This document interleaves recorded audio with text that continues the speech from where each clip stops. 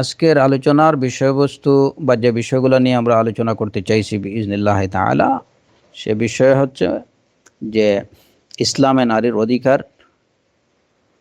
নারী বৈষম্যর বিষয়ে ইসলামের দৃষ্টিভঙ্গি, এবং যারা ইসলামের উপর এই বলে অপবাদ আরোপ করেন যে ইসলাম নারীদের অধিকার হরণ করেছে কিংবা নারীদের প্রতি নারীদেরকে হীন দৃষ্টিতে দেখেছে কিংবা তাদের প্রতি বৈষম্যমূলক আহ, আহ, আচরণ করেছে, এই সব ভ্রান্ত অভিযোগগুলোর, অপবাদগুলোর জবাব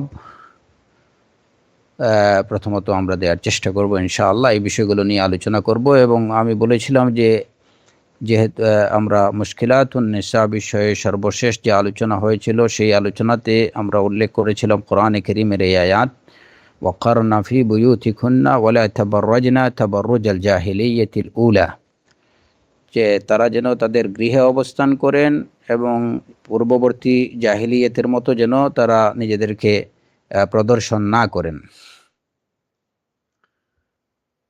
এই এই আয়াতকে সামনে রেখে যে নারীরা, ইসলাম কি আসলে নারীদেরকে টোটালি গৃহবন্দী করে রেখেছে নাকি তাদেরকে বাইরে যাওয়ারও অনুমতি দিয়েছে?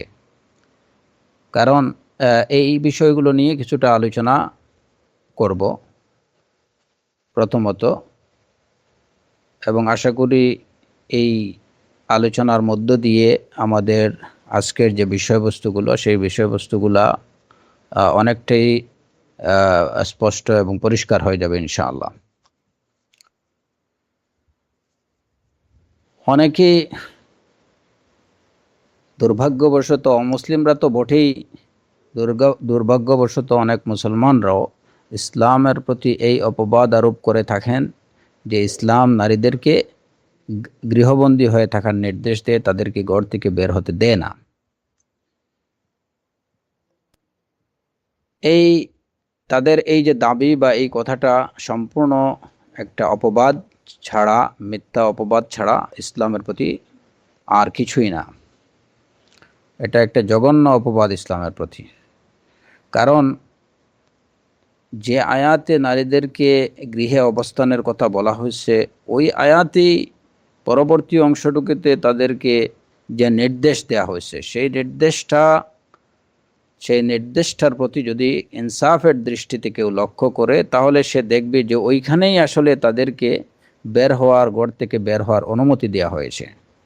ওয়ালা তাবাররাজনা তাবাররুজাল জাহিলিয়াতিল উলা, তাদেরকে বের হতে নিষেধ করা হয়নি, তাদেরকে নিষেধ করা হচ্ছে তারা যেন পূর্ববর্তী জাহিলিয়াতের মতো, জাহিলি যুগের ন্যায় নিজেদেরকে প্রদর্শন না করে। এখন যদি ঘর থেকেই বের হওয়ার অনুমতি না থাকতো, তাহলে পরবর্তী এই নির্দেশের কোনো প্রয়োজন পড়তো না। কোরআনে কারীমের নির্দেশ হচ্ছে ওয়ালা তাবাররাজনা তাবাররুজাল জাহিলিয়াতিল উলা, তারা যেন পূর্ববর্তী জাহিলিয়াতি যুগের ন্যায় নিজেদেরকে প্রদর্শন না করে। তাহলে বোঝা যায় যে তারা ঘর থেকে বের হতে পারবে, কিন্তু ওই অবস্থায় বের হতে পারবে না। এবং কোরআনে কারীমের অন্য আয়াতে যেখানে আল্লাহ আযজা ওয়া জাল্লা বলেছেন ওয়ালা ইউবদিনা যিনাতাহুন্না ইল্লা মা যাহারা মিনহা, এই আয়াতও প্রমাণ করে যে ইসলাম নারীদেরকে প্রয়োজনে ঘর থেকে বের হওয়ার অনুমতি দিয়েছে। রেস্ট্রিকশন শুধু এইটুকুতে যে কিভাবে তারা বের হবে। এই আয়াতে বলা হয়েছে তারা পূর্ববর্তী জাহিলি সমাজের মতো যুগের ন্যায় যেন নিজেদেরকে প্রদর্শন না করে, ওইভাবে যেন তারা বের না হয়। এবং এই আয়াতে ওয়ালা ইউবদিনা যিনাতাহুন্না ইল্লা মা যাহারা মিনহা, তারা যেন তাদের সৌন্দর্য প্রকাশ না করে, তবে যেটুকু স্বভাবত বা স্বাভাবিকভাবে যেটুকু প্রকাশমান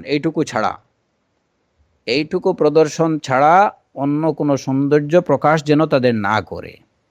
তো এখানে যদি তাদের ঘর থেকে বের হওয়ার অনুমতি না থাকতো, তাহলে এই নির্দেশের প্রয়োজন পড়তো না।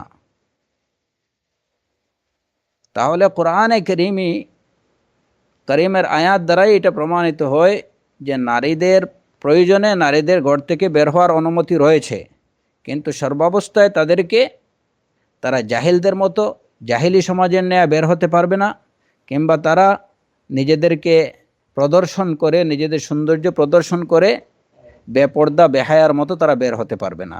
ইসলামের নির্দেশ শুধু এইটুকু, ওয়াকারনা ফি বুয়ুতিকুন্না, তারা তাদের গৃহে অবস্থান করে। কারণ ইসলাম নারীদেরকে যে দায়িত্ব দিয়েছে, তাদের সেই দায়িত্ব বা কর্মস্থলটা তাদের গৃহের মধ্যেই সীমাবদ্ধ। তাদের সেই দায়িত্বগুলো তাদের গৃহের মধ্যেই মূলত সীমাবদ্ধ। কিন্তু তারপরেও অন্যান্য প্রয়োজনে তাদের বের হতে হয় বা বের হওয়ার প্রয়োজন হতে পারে। সেই জায়গাতে তারা কিভাবে বের হবে, এই নির্দেশনা ইসলাম দিয়েছে, ওয়ালা তাবাররাজনা তাবাররুজাল জাহিলিয়াতিল উলা। সেই নির্দেশনাই দিয়েছে কোরআনে কারীম, ওয়ালা ইউবদিনা জিনাতাহুন্না ইল্লা মা যাহারা মিনহা। যেহেতু আল্লাহ সুবহানাহু ওয়া তাআলা নারীদেরকে যে দায়িত্ব দিয়েছেন, দ্বীনে ইসলামে নারীদের যে দায়িত্ব দেয়া হয়েছে, তাদের সেই দায়িত্বগুলা তাদের গৃহকে কেন্দ্র করেই আবর্তিত হয়। সে কারণেই মূলত তাদের মূল অবস্থান স্থল হচ্ছে তাদের ঘর।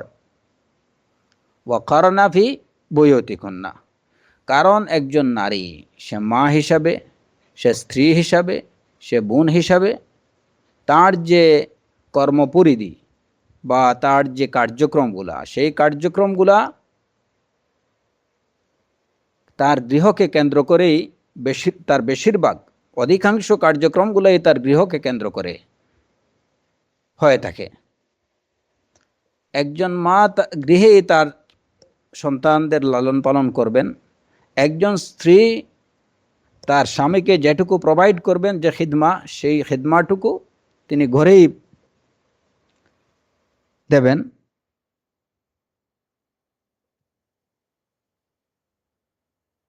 একজন বোন, তিনি তার ভাইদের প্রতি যে দায়িত্ব পালন করবেন, সেটা তিনি তার গৃহাভ্যন্তরেই করবেন। এটাই হচ্ছে তাদের মূল কর্মস্থল। এবং সেই কারণে কোরআনে কারীমের নির্দেশ হচ্ছে ওয়াকারনা ফি বুয়ুতিকুন্না।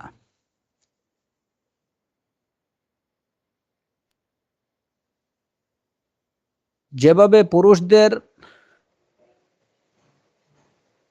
অধিকাংশ কর্মস্থল হচ্ছে বাহিরে, কিন্তু তাই বলে তো পুরুষদের প্রতি এরকম নির্দেশ দেওয়া হয়নি যে তোমরা, যেহেতু তোমাদের কার্যক্রম বা তোমাদের কাজকর্মগুলো বেশিরভাগই বাইরে হয়ে থাকে, অতএব তোমরা ঘরে অবস্থান করতে পারবা না। এই নির্দেশ পুরুষদেরকে দেয়া হয়নি এই কারণ দেখিয়ে যে তাদের কর্মস্থল বা তাদের কাজকর্মগুলো বেশিরভাগই বাইরে হয়ে থাকে। ঠিক তেমনিভাবে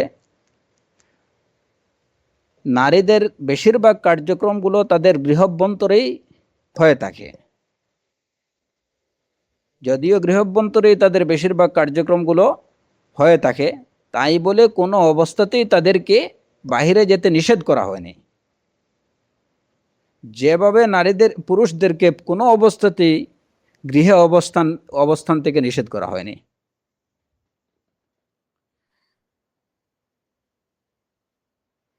দ্বীনে ইসলাম কেবলমাত্র নারীদেরকে রেস্ট্রিকশন দিয়েছে যে তারা অযথা অনর্থক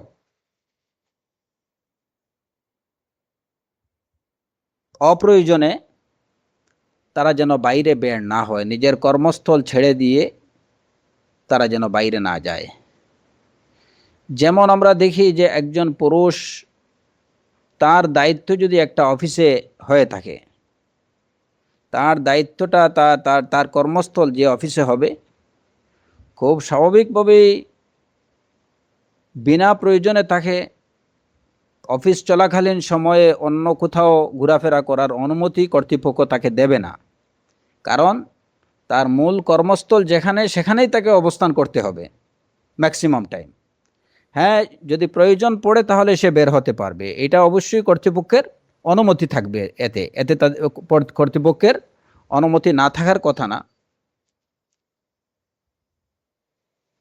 কিন্তু নিজের মূল কর্মস্থল ছেড়ে দিয়ে অযথা অনর্থক বাইরে ঘোরাফেরা, এইটা কোনো বিবেকবান মানুষ,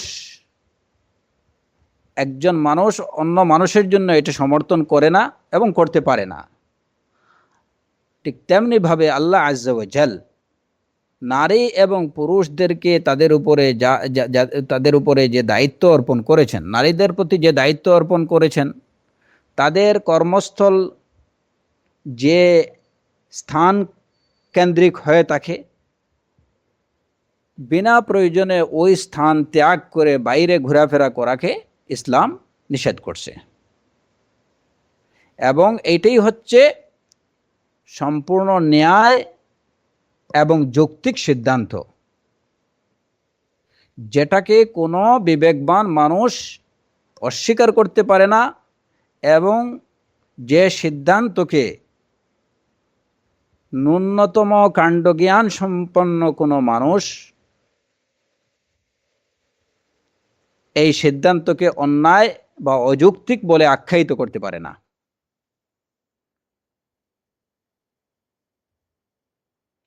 যদি ইসলাম নারীদেরকে এমন কিছু দায়িত্ব দিত, যে দায়িত্বগুলো সাধারণত পুরুষরা সম্পন্ন করে থাকেন, বা যে কাজগুলো সাধারণত পুরুষরা করে থাকেন,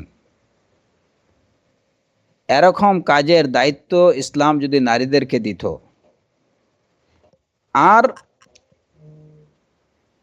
তাহলে অবশ্যই ইসলাম তাদেরকে ওয়াকারনা ফি বুয়ুতিকুন্না এই নির্দেশ দিত না।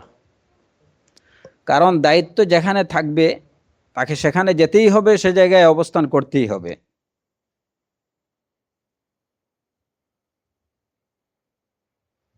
ইসলামের আদাল বা জাস্টিস হচ্ছে এই জায়গাতেই যে যাকে যে স্থানে তার দায়িত্ব দিয়েছে তাকে ওই স্থানেই থাকার নির্দেশ দিয়েছে, কিন্তু সাথে সাথে কোনো প্রয়োজনে তাকে বাইরে বের হতে নিষেধ করেনি। প্রয়োজনে বের হওয়ার সময় তাকে কিভাবে বের হতে হবে যাতে করে তার তার সম্মান সম্ভ্রম রক্ষা পায়, তার ইজ্জত সম্মান রক্ষা পায়, সেই নির্দেশনাই ইসলাম দিয়েছে।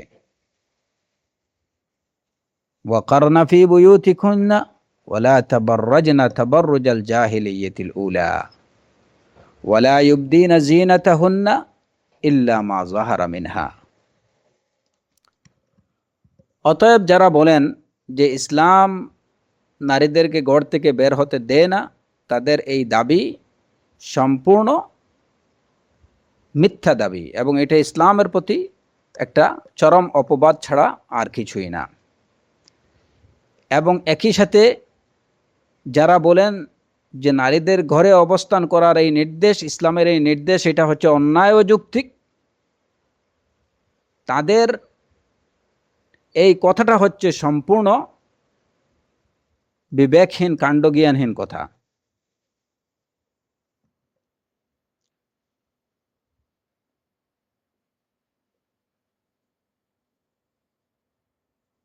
ইসলাম নারীদেরকে যেমন মসজিদে যেতে নিষেধ করেনি, ইলমে দ্বীন শেখার জন্য তাদেরকে বের হওয়ার অনুমতি ইসলাম দিয়েছে। প্রয়োজনীয় ইলমে দ্বীন শেখার জন্য যদি তাদের বাইরে যাওয়ার প্রয়োজন হয় তারা যেতে পারেন। এবং ইসলামে এরকম অসংখ্য নিদর্শন রয়েছে যেখানে নারীরা বাইরে বেরিয়েছেন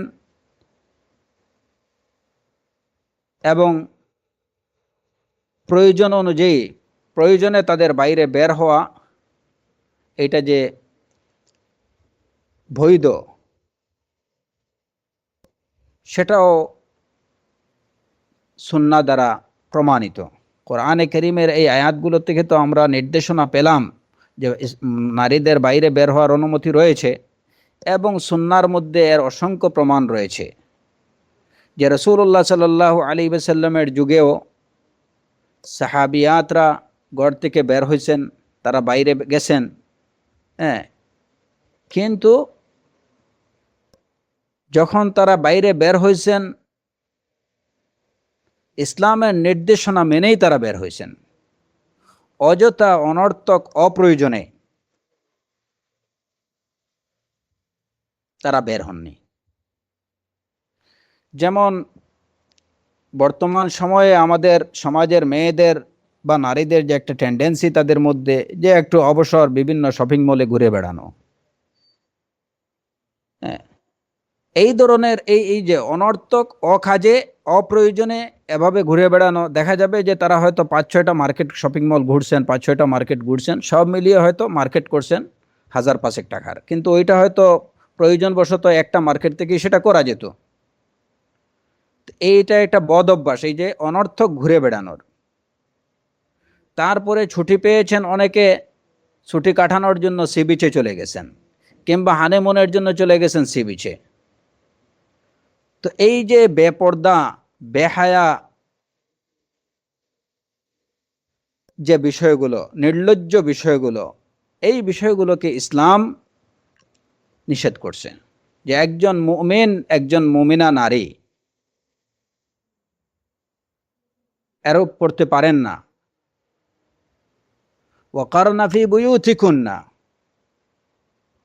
ওয়াকারনা ফি বুয়ুতিকুন্না, এটা এই নির্দেশটা প্রত্যেক মুমিন মুমিনা, প্রত্যেক মুমিনা নারীর জন্য, প্রত্যেক মুসলিমা নারীর জন্য, তিনি যেন তার গৃহে অবস্থান করেন।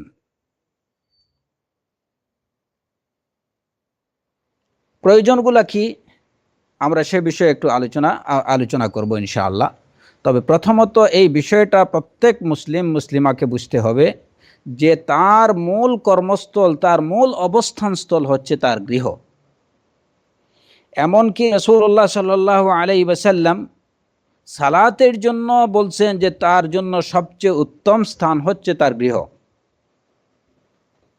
তবে হ্যাঁ, যে 3টে জায়গায় সালাত আদায় করলে অধিক সওয়াব লাভ করা যায়, সওয়াব পাওয়া যায়, মসজিদুল হারাম, মসজিদুন নবী সাল্লাল্লাহু আলাইহি ওয়াসাল্লাম এবং মসজিদুল আকসা, এই 3টে জায়গায় যদি যেতে পারেন, কেউ সফর করতে পারেন, তাহলে সেটা অনুমতি রয়েছে। নতুবা একজন নারীর জন্য, তার জন্য সবচেয়ে উত্তম স্থান হচ্ছে, সালাতের জন্য তার জন্য সবচেয়ে উত্তম স্থান হলো তার গৃহ। এমনকি রাসূলুল্লাহ সাল্লাল্লাহু আলাইহি ওয়াসাল্লাম, যে মহিলা সাহাবী রাসূলুল্লাহ সাল্লাল্লাহু আলাইহি ওয়াসাল্লামের সাথে সালাত আদায়ের আগ্রহ প্রকাশ করেছিলেন, তাকেও তিনি বলেছেন যে আমার সাথে সালাত আদায়ের থেকে তোমার গৃহাভ্যন্তরে সালাত আদায় করা তোমার জন্য উত্তম। তো এই বিষয়টা প্রত্যেক মুসলিমাকে অবশ্যই মনে রাখতে হবে যে তার মূল অবস্থানস্থল হচ্ছে তার গৃহ। যে যে প্রয়োজনের কারণে বের হওয়ার অনুমতি ইসলাম দিয়েছে, কেবল সেই প্রয়োজনগুলোতেই সে বের হবে। ছুটি কাটানোর জন্য, কিংবা এই যে অনেক সময় এইটাকে কি বলে, হানিমুন কিংবা মধুচন্দ্রিমা উদযাপনের জন্য বিভিন্ন খোলামেলা জায়গায়, যেখানে অশ্লীলতা, নোংরামি, কদর্য চলছে, ওই সমস্ত এলাকায় যাওয়া, এটা অবশ্যই কোনো মুসলিমার উচিত না।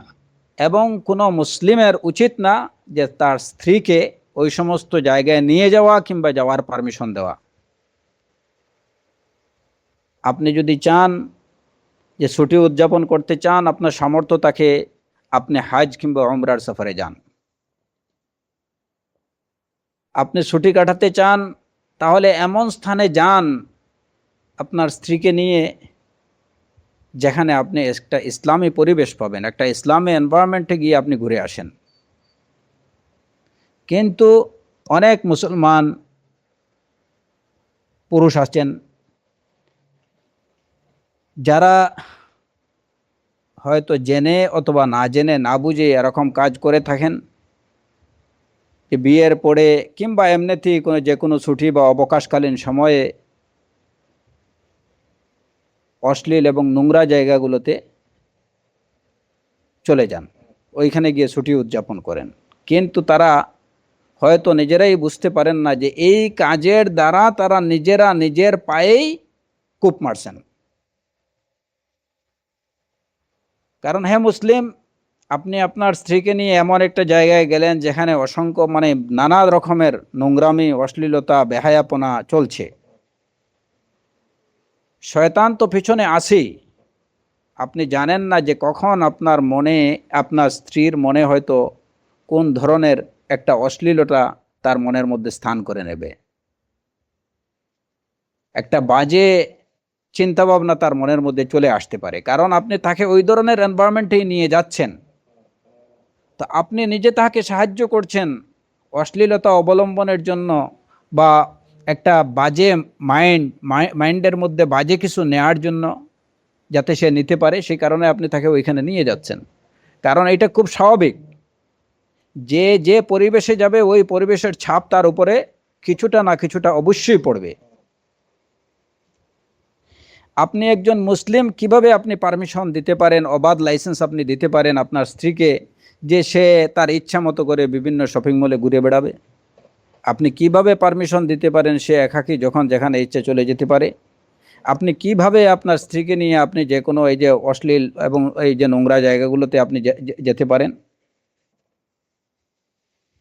এই সব কাজগুলো যারা করে থাকেন, এদের পরিবারে এই ফ্যামিলি বিপর্যয়, পারিবারিক বিপর্যয় এই সমস্ত লোকদের মধ্যেই হয়। এই সমস্ত লোকদেরকে এই পারিবারিক বিপর্যয়ের মধ্যে পড়তে হয়। হয়তো কারো খুব তাড়াতাড়ি, কারো হয়তো একটু সময় লাগে। আর শরিয়াতের দৃষ্টিতে এই সমস্ত লোকগুলো হচ্ছে দায়ুস। দায়ুস কাকে বলে? আল্লাযী ইউকিরুল খুবস ফি আহলিহি, যে লোকটা তার পরিবারে অশ্লীলতাকে প্রশ্রয় দেয়। যে ব্যক্তি তার পরিবারে অশ্লীলতাকে প্রশ্রয় দেয় সেই হচ্ছে দায়ুস।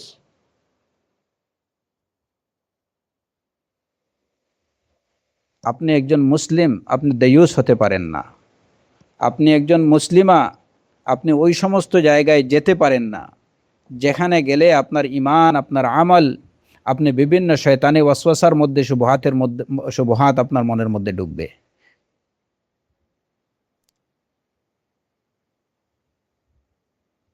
মুমিনদের অন্যতম বৈশিষ্ট্য হচ্ছে যে তারা আনিল লাগবি মুরিদুন, অনর্থক কাজ থেকে, অনর্থক বিষয় থেকে তারা মুখ ফিরিয়ে রাখেন।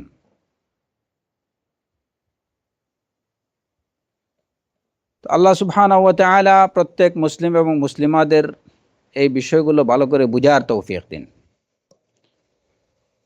যাই হোক, তো ইসলাম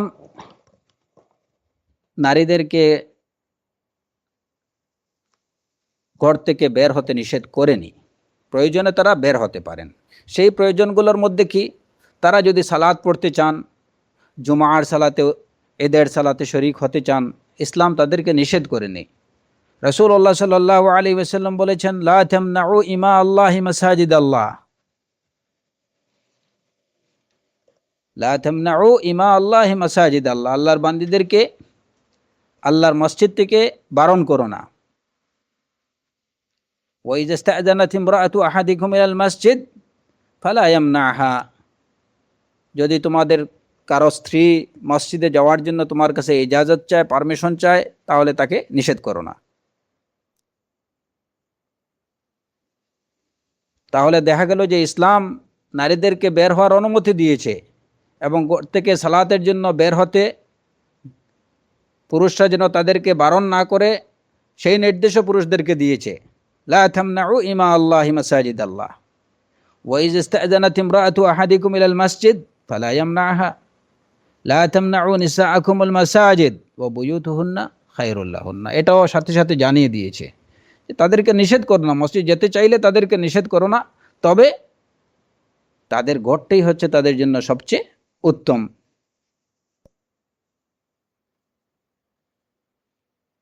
এমনিভাবে ইলমে দ্বীন শেখার জন্য একজন নারী বাইরে বের হতে পারেন, কারণ তলবুল ইলমি ফরিদা আলা কুল্লি মুসলিম। ইলম অর্জন করা, ইলমে দ্বীন অর্জন করা, এটা প্রত্যেক মুসলমানের উপর আবশ্যকীয়। সুতরাং এই দিন অর্জনের জন্য, ইলমে দিন অর্জনের জন্য যদি তাকে ঘর থেকে বের হওয়ার প্রয়োজন হয়, তাহলে সেই অনুমতি তার রয়েছে, ইসলাম সেই অনুমতি তাকে দিয়েছে।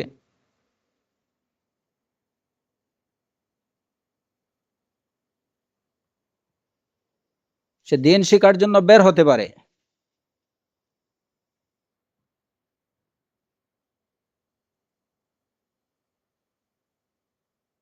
কিন্তু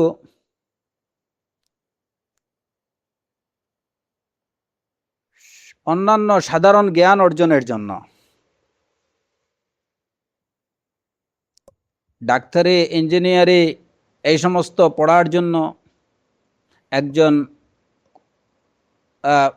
একটা মেয়েকে বাইরে পাঠিয়ে দেয়া, কিংবা এক শহর থেকে অন্য শহরে কোনো মাহরাম ছাড়া রেখে দেয়া, ফ্রি মিক্সিং এনভায়রনমেন্টে তাকে পড়ার ব্যবস্থা করে দেয়া, এটা কোনোভাবেই ইসলাম অনুমোদন করে না। কারণ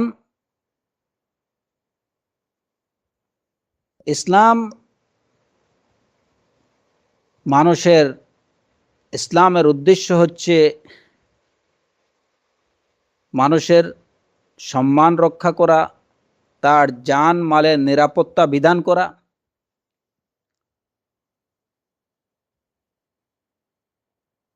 তার দ্বীনের হেফাজত করা।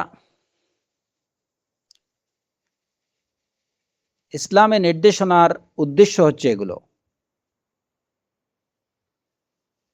শরীয়তের উদ্দেশ্য হচ্ছে এগুলো। এখন একজন নারী তার সাধারণ জ্ঞান অর্জনের জন্য, সে ডাক্তারি বা ইঞ্জিনিয়ারি পড়ার জন্য, কিংবা অন্য কোনো ধরনের, মানে ইসলামী ছাড়া অন্য কোনো জ্ঞান অর্জনের জন্য তাকে বিভিন্ন জায়গায় পাঠিয়ে দেওয়া মাহরাম ছাড়া, এইটা এর দ্বারা তার সম্মান, তার সম্ভ্রম বিনষ্ট হতে পারে। এবং একজন নারীর সম্মান এবং সম্ভ্রম যদি বিনষ্ট হয়ে যায়, তাহলে এর দ্বারা পুরা একটা নেশন বিনষ্ট হয়ে যেতে পারে। কারণ একজন নারী কেবল একজন নারী না, মানুষের আদম সন্তানের বংশবৃদ্ধি, বংশবিস্তারের মাধ্যম হচ্ছে এই নারীরা। যে কারণে ইসলাম নারীদের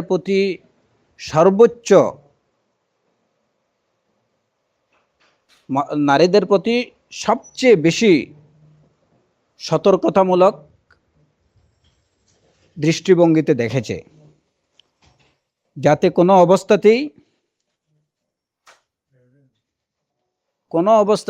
কোনো অবস্থাতেই তাদের সম্মানহানি না হয়, বা তারা কোনো ধরনের বিপর্যয়ের মুখে না পড়েন। কারণ একজন নারী বিপর্যয়ের মুখে পড়ার অর্থ হচ্ছে পুরো একটা জেনারেশন বিপর্যয়ের মুখে পড়া। যে কারণে ইসলাম নারীদের সম্মান রক্ষার জন্য সর্বোচ্চ ব্যবস্থা গ্রহণ করেছে, নারীদেরকে সবচেয়ে বেশি মর্যাদা দিয়েছে।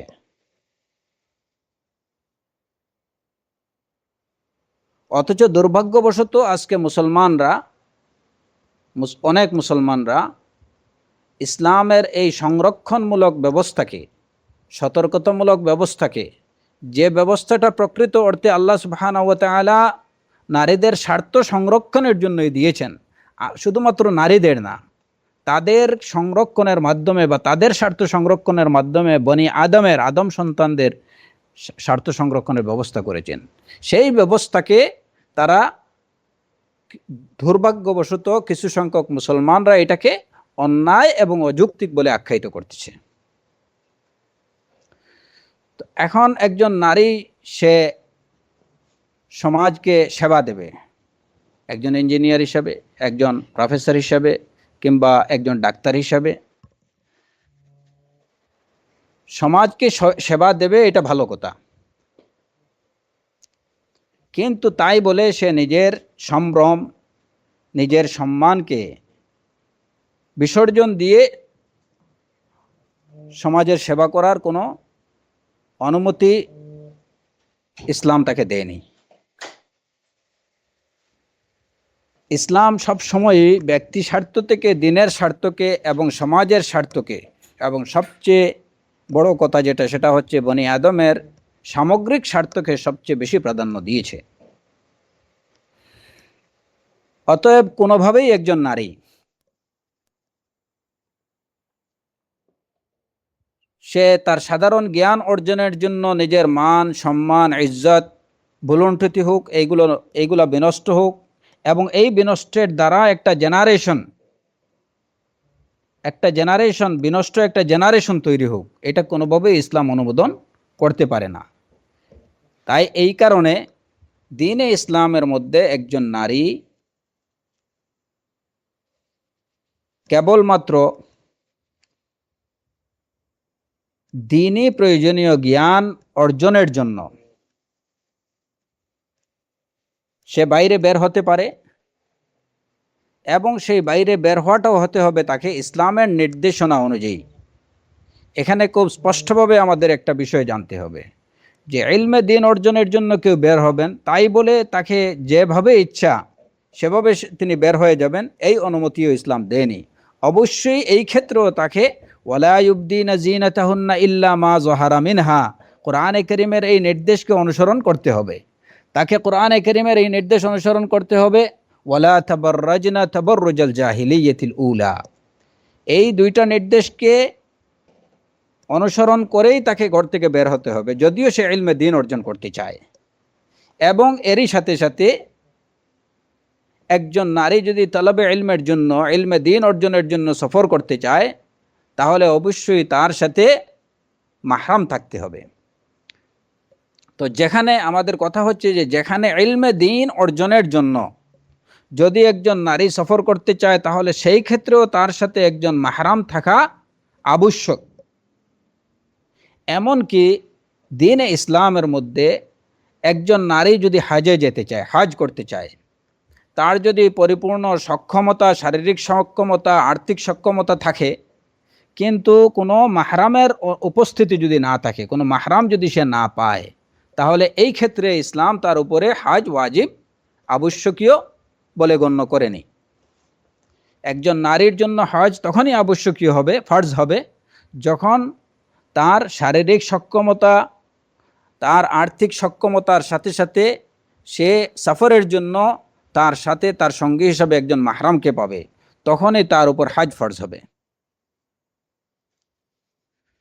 অথচ এই হজ হলো দ্বীনে ইসলামের অন্যতম একটা রুকন। এমনিভাবে ইলমে দ্বীন অর্জনের জন্য, যে ইলমে দ্বীন অর্জন করা ফরজ আলা কুল্লি মুসলিম, এই ইলমে দ্বীন অর্জন করার জন্য অবশ্যই সফর যদি করতে হয়, তাহলে একজন নারীর সাথে তার মাহরাম থাকতে হবে এবং তাকে বের হতে হবে কোরআন এবং সুন্নাহর নির্দেশনাগুলো পরিপূর্ণরূপে অনুসরণ করে। এখানে কোনোভাবেই ইলমে দ্বীন অর্জনের দোহাই দিয়ে কোনো ধরনের শরিয়াতের হিজাবের যে নির্দেশগুলো বা বাইরে বের হওয়ার যে নির্দেশনাগুলো, সেই নির্দেশনাগুলোকে কোনোভাবেই উপেক্ষা করা যাবে না। যেমন অনেকে বর্তমানে এই যে বিভিন্ন ইসলামিক কনফারেন্সে অংশগ্রহণের জন্য অনেক নারীরা, কিংবা দিনী কথাবার্তা শোনার জন্য অনেক নারীরা ফ্রি মিক্সিং এনভায়রনমেন্টে চলে আসেন, যেখানে একদিকে পুরুষরা এবং একদিকে মহিলারা বসে আছে, বিভিন্ন কোয়েশ্চেন আনসার পর্ব চলতেছে, নারীরাও কোয়েশ্চেন করতেছেন, পুরুষরাও করতেছেন। এইটা কোনোভাবেই ইসলামে অনুমোদিত না। যদিও এটা ইসলামী একটা কি জ্ঞান অর্জনের একটা পরিবেশ হয়ে থাকে, ইসলামী জ্ঞান অর্জনমূলক কোনো অনুষ্ঠান যদিও হয়ে থাকে, তারপরেও এখানে যদি হিজাবের পরে প্রপার হিজাবের যদি ব্যবস্থা না থাকে, তাহলে এই ধরনের কনফারেন্সে কিংবা এই ধরনের হালাকাতে কোনো নারীর অংশগ্রহণ করা, যদিও এখানে দিনই আলোচনা হচ্ছে, দিনই কোনো বিষয় নিয়ে আলোচনা হচ্ছে, এতৎ সত্ত্বেও এখানে কোনো নারীর অংশগ্রহণ ইসলামের দৃষ্টিতে হারাম। এখন এটা খুবই দুঃখজনক বিষয় যে অনেক জায়গাতেই দেখা যায় কোরআন এবং সহিহ সুন্নাহর দাওয়াতের নামে বিভিন্ন টপিকের উপরে বেশ মানে কম্প্রেহেন্সিভ আলোচনা হচ্ছে এবং ওইখানে যে ব্যবস্থাগুলো করা হচ্ছে, নারী এবং পুরুষদেরা ওইখানে তাদের প্রপার হিজাব মেনটেন করা তাদের পক্ষে সম্ভব হচ্ছে না। তো যেখানে এই ব্যবস্থা নেই, ওই ধরনের অনুষ্ঠানস্থলে কোনো নারীর যাওয়া, এটা অবশ্যই ইসলাম অনুমোদন করে না, ওইখান থেকে তাদের দূরে থাকতে হবে।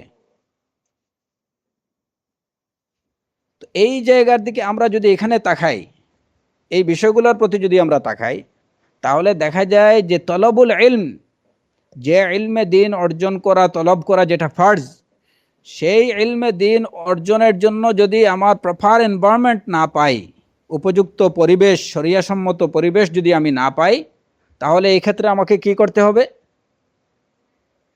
তাই বলে কি আমি দিন অর্জনে, ইলমে দিন অর্জনের জন্য একজন নারী তার সম্মান, সম্ভ্রম সব কিছু ভুলণ্ঠিত করে দেবে? অবশ্যই না। তো যেখানে ইলমে দিন অর্জনের ক্ষেত্রেও এই বিষয়গুলোর প্রতি পুরোপুরি খেয়াল রাখতে হয়, সেই জায়গায় যে সাধারণ বা জেনারেল এডুকেশন, যেগুলো এডুকেশনের জন্য একজন নারী কিভাবে তার মাহরাম ব্যতীত যেতে পারে, কিভাবে সে ফ্রি মিক্সিং এনভায়রনমেন্টে সে লেখাপড়া করার অনুমতি পেতে পারে, আল্লাহুল মুস্তাআন। এইগুলা আর যাই হোক, কোনো মুসলিম সমাজের জন্য এটা কোনো কল্যাণ বয়ে আনবে না। যদিও বাহ্যিকভাবে আমরা দেখি হয়তো যে আমাদের দেশে প্রত্যেক বছর অনেক নারী ডাক্তার, অনেক নারী ইঞ্জিনিয়ার, অনেক নারী সায়েন্টিস্ট বা বিভিন্ন সাবজেক্ট নিয়ে তারা ডিগ্রি নিয়ে বের হচ্ছেন এবং সমাজ বিনির্মাণে বা ডিজিটাল দেশ গঠনে তারা বেশ ভূমিকা পালন করতেছেন। এইটা হচ্ছে আমরা এটা একটা টেম্পোরারি বা সাময়িক একটা বেনিফিট দেখতে পাচ্ছি, কিন্তু প্রকৃত অর্থে এইটা কি একটা দেশ এবং সমাজ বিনির্মাণের পক্ষে এরা ভূমিকা রাখছে, না একটা সমাজের ধ্বংস তারা ত্বরান্বিত করছে? যদি ইনসাফের দৃষ্টিতে আমরা দেখি এবং আমরা সূক্ষ্ম দৃষ্টিতে যদি ওই বিষয়গুলো দেখি, তাহলে দেখা যাবে যে একজন নারী যে ফ্রি মিক্সিং এনভায়রনমেন্টে লেখাপড়া করছে, দিনের সাথে সম্পর্ক ছিন্ন করে যে সাধারণ জ্ঞান অর্জনে নিজেকে মনোনিবেশ করছে, এ ধরনের একজন নারী, সে হয়তো ডিগ্রি নেওয়ার পরে হ্যাঁ ভালো একটা চাকরি পাইছে, ঠিকই সমাজের জন্য বা দেশের জন্য হয়তো সে একটা কিছু করতে পারছে, এটাও ঠিক। এটা বাহ্যিকভাবে আমরা দেখতেছি এই বেনিফিটগুলো, কিন্তু প্রকৃত পক্ষে আমরা যদি খোঁজ নেই, তাহলে দেখা যাবে যে এ ধরনের নারীদের শতকরা 85%ই তারা পারিবারিক বিপর্যয়ের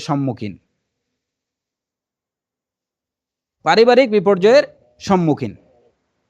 এদের পরিবারে শান্তি নেই, এরা নিজের পরিবার বিনির্মাণ করতে পারেনি।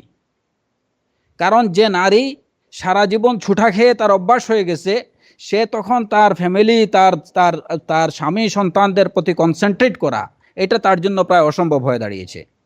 দেখা যায় যে একজন নারী যখন সে তার ফ্রি মিক্সিং একটা অফিসে চলে যায়, তখন সে রিল্যাক্স মুডে তাকে দেখা যায়। যখন সে বাসায় ফেরে, তখনই দেখা যায় সে বিষণ্ণতায় ভুগছে। তো মূল বুনিয়াদ যেখান থেকে একটা সমাজ তৈরি হবে, যেখান থেকে একটা নেশন তৈরি হবে, ওই জায়গাতেই একজন নারী দেখা যায় যে সে মানসিকভাবে বিপর্যস্ত, সে বিষণ্ণ, ওইখানে সে কিছু দিতে পারতেছে না, ওইখানে সে কিছু প্রোভাইড করতে পারতেছে না। আর আমরা বাহ্যিকভাবে দেখতেছি যে ওই নারী দেশের জন্য, সমাজের জন্য বা অনেক কিছু করতেছে। তো আপনার যদি বেস, ফাউন্ডেশন যদি ঠিক না থাকে, তাহলে আগাছাগুলোকে অত্যন্ত সুন্দর করে বা ডালপালাগুলোকে সুন্দর করা এটা অর্থহীন, অনর্থক। এটা যে কোনো সময় ভেঙে পড়বে, এটা খুবই স্বাভাবিক। কিন্তু একটা দেশ বা একটা জাতি গঠনের মূল ভিত্তি যেটা হচ্ছে একটা পরিবার, সেই পরিবারের ভিত যদি শক্ত না হয়, মজবুত না হয়, এবং ওইটা যদি সুশান্ত এবং সুশৃঙ্খল না হয়, তাহলে বাহ্যিকভাবে অন্যান্য এর ব্রাঞ্চেসগুলোকে যতই বিউটিফাই করা হোক না কেন, এটা কোনো কাজ দেবে না, কারণ এর ভিত নড়বড়ে। অতএব আমরা বিরোধিতা করছি না যে নারীরা তারা জেনারেল এডুকেশন এটা অর্জন করতে পারবে না, অবশ্যই না, প্রয়োজনে তারা সেগুলো করবেন, কিন্তু নিজের ফাউন্ডেশন ঠিক রেখে করতে হবে। একজন নারীকে বুঝতে হবে যে আমার মূল আবাসস্থল, মূল অবস্থান স্থল এবং আমার মূল কর্মস্থল হচ্ছে আমার ঘর। ওয়াকারনা ফি বুয়ুতিকুন্না, কোরআনে কারীমের এই নির্দেশ। এইটাকে বাদ দিয়ে আমি কিছু করতে পারবো না। মূল দায়িত্ব আদায় করার পরে যদি আমি কিছু করতে পারি তাহলে সেটা হবে আমার জন্য নাফিলা, এবং সেটার জন্য অবশ্যই তিনি হবেন মাজুর, যদি সেটা করতে পারেন ইসলামের নির্দেশনা অনুযায়ী। তো ইলমে দ্বীন অর্জনের জন্য একজন নারী প্রয়োজনে শরীয়তের নির্দেশনাগুলো মেনে চলে তিনি বাইরে বের হতে পারেন।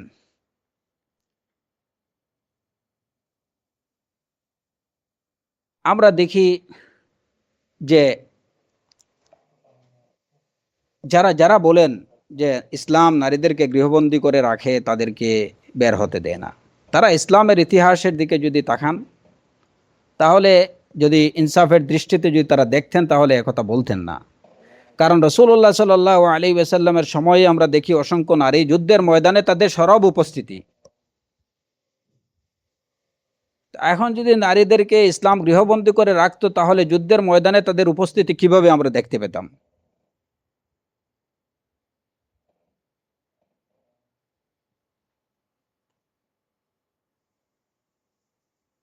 অসংখ্য নারী, রাসূলুল্লাহ সাল্লাল্লাহু আলাইহি ওয়াসাল্লামের সময়ও অনেক মহিলা সাহাবিয়া রাদিয়াল্লাহু আনহুন্না, তারা রাসূলুল্লাহ সাল্লাল্লাহু আলাইহি ওয়াসাল্লামের সাথে জিহাদের ময়দানে অংশগ্রহণ করেছেন এবং সেখানে তারা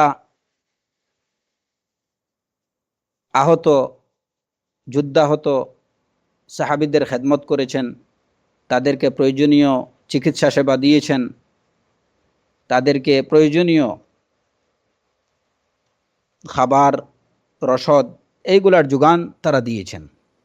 এবং সেটা কিন্তু ঘরে বসে করেননি, সেটা করছেন তারা যুদ্ধের ময়দানে থেকেই।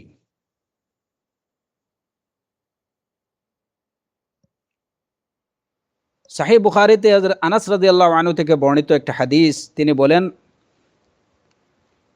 লাকাদ রাআইতু আয়েশাতা বিনতি আবি বকর ওয়া উম্মু সুলাইমিন, লাকাদ রাআইতু আয়েশা বিনতি আবি বকর ওয়া উম্মু সুলাইমিন আও সালিমিন ওয়া আন্নাহুমা লামুশাম্মিরাতানি আরা খাদামা সুকিহিমা তুনকিলানিল কিরাবা আলা মুতুনিহিমা সুম্মা তুফরিগানিহি ফি আফওয়াহিল কওম সুম্মা তারজিআনি। আনাস রাদিয়াল্লাহু আনহু বলেন যে আমি দেখেছি আয়েশা বিনতে আবি বকরকে এবং উম্মে সুলাইমকে যে তারা দ্রুত পদে পানের কলস তাদের বাহুতে নিয়ে তারা দ্রুত চলছেন, দ্রুত নিয়ে আসছেন এবং সেটা যোদ্ধাদের, মুজাহিদিনদের মুখে পানি দিয়ে আবার তারা কলস নিয়ে ফিরে যাচ্ছেন। যুদ্ধের ময়দানে পানি সরবরাহ করার দায়িত্বে তাদেরকে আমি নিয়োজিত দেখেছি। ওমর ইবনুল খাত্তাব রাদিয়াল্লাহু আনহু থেকে বর্ণিত, তিনি বলেন যে রাসূলুল্লাহ সাল্লাল্লাহু আলাইহি ওয়াসাল্লাম বলেছেন, মালতাফাততু ইয়ামিনান ওয়ালা শিমালান ইয়াউমা উহুদ ইল্লা রাআইতু উম্মা সালিতিন তুকাতিলু দুনি। আমি ডানে উহুদ যুদ্ধের দিন আমি ডানে বামে যেদিকেই তাকাতাম ওইদিকেই উম্মে সালিদকে দেখতাম যে তিনি যুদ্ধ করছেন।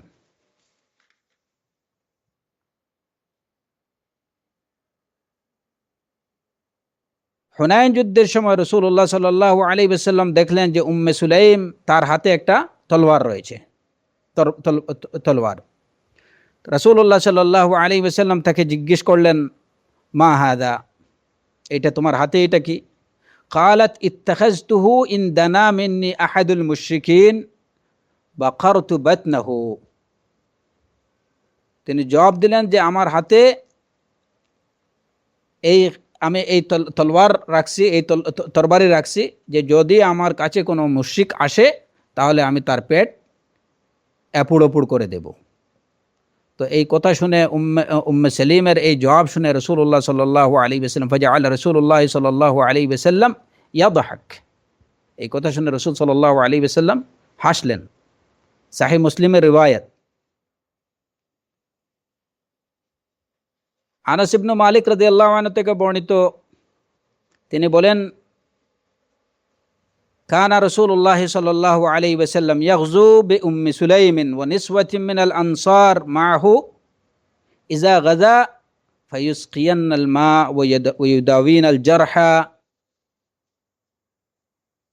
যে রাসূলুল্লাহ সাল্লাল্লাহু আলাইহি ওয়াসাল্লাম উম্মে সুলাইম এবং আনসারী আরও কিছু মহিলাদেরকে নিয়ে যুদ্ধ করেছেন, মানে যুদ্ধের ময়দানে রাসূল সাল্লাল্লাহু আলাইহি ওয়াসাল্লামের সাথে তারাও ছিলেন। তাদের কাজ কি ছিল?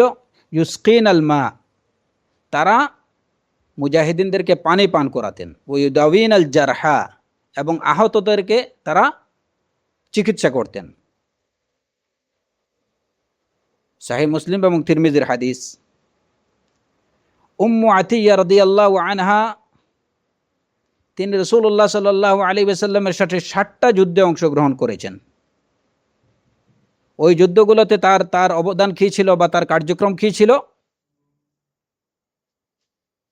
তাসনাউ লাহুম তুআমাহুম ওয়া তুদাউিল জারহা ওয়া তাকুমু আলাল মারদা। তিনি মুজাহিদিনদের জন্য খাবার তৈরি করতেন, তাদের চিকিৎসা করতেন এবং অসুস্থদের দেখাশোনা করতেন।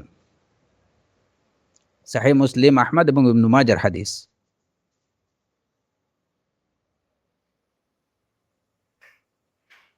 সাফিয়া বিনতে আব্দুল মুত্তালিব রাদিয়াল্লাহু আনহা, এক যুদ্ধে তিনি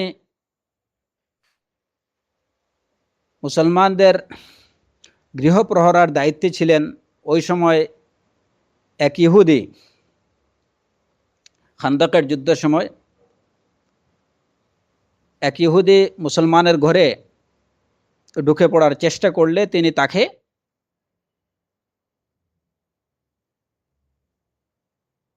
ওই গৃহের একটা খুঁটি নিয়ে আঘাত করেন এবং তাকে হত্যা করে ফেলেন।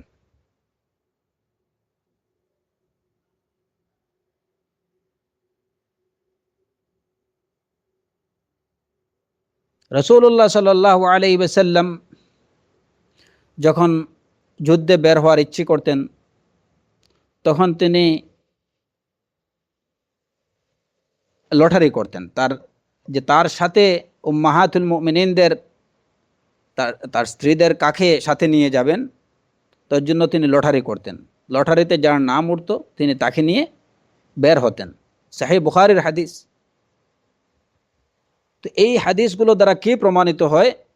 যে দ্বীন ইসলামের মধ্যে এমনকি যুদ্ধের ময়দানেও নারীদের সরব উপস্থিতি ছিল, এবং ইসলাম যুদ্ধের ময়দানে যাওয়ার অনুমতিও নারীদেরকে দিয়েছে। অতএব কে বলে যে ইসলাম নারীদেরকে গৃহবন্দী করে রাখে? যে বলে বা যারা বলে, অবশ্যই তাদের ইসলামের ইতিহাস সম্পর্কে, দ্বীনে ইসলাম সম্পর্কে তাদের কোনো ধারণা নেই, অথবা তারা জেনে শুনে ইসলামের প্রতি এরূপ অপবাদ আরোপ করছে।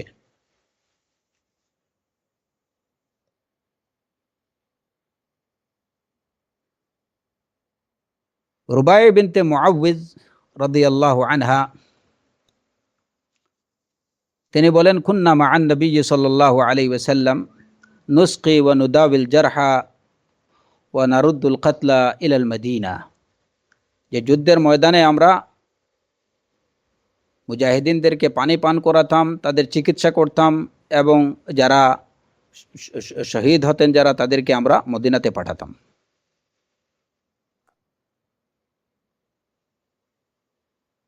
শুধু তাই না, অনেক মহিলা সাহাবিয়াদেরকে দেখা যায় যুদ্ধের ময়দানে তারা সশস্ত্র যুদ্ধ করেছেন। যেমন উম্মু আম্মারা আল আনসারিয়া রাদিয়াল্লাহু আনহা, তিনি শুধুমাত্র যুদ্ধাহতদের চিকিৎসায় নিয়োজিত ছিলেন না, বরং তিনি অস্ত্র ধারণ করছেন। উম্মু হাকিম এই মহিলা সাহাবী ইয়ারমুক যুদ্ধের দিন 7 জন রোম সৈন্যকে হত্যা করেছেন, এবং তা কি দিয়ে? তাঁবুর খুঁটি দিয়ে পিটিয়ে 7 জন রোম সৈন্যকে হত্যা করেছেন উম্মু হাকিম রাদিয়াল্লাহু আনহা।